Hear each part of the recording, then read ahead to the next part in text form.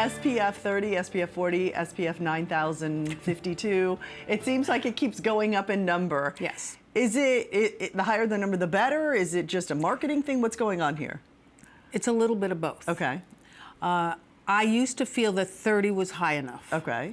But now we're talking 30 to 50 being high enough. What's the difference? And the difference really is how long you can stay in the sun without getting burns, because the SPF stands for sun protection factor, but in the old days it really stood for sun burn protection factor. And it told us how much longer you could stay in the sun without burning with a sunscreen on than when you didn't have the sunscreen on. Now there are some extra tests that they do because they're trying to protect you from the tanning rays.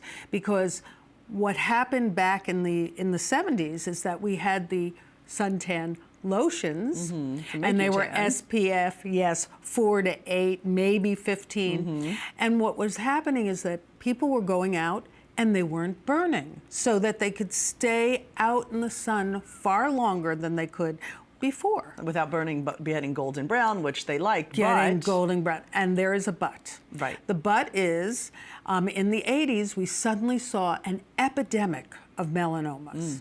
And if you looked at the curve showing the rise in the use of suntan products in the 70s, you could superimpose the rise in melanoma in the 80s. So that's when there was a whole thing, a scare that sunscreens were actually causing melanoma.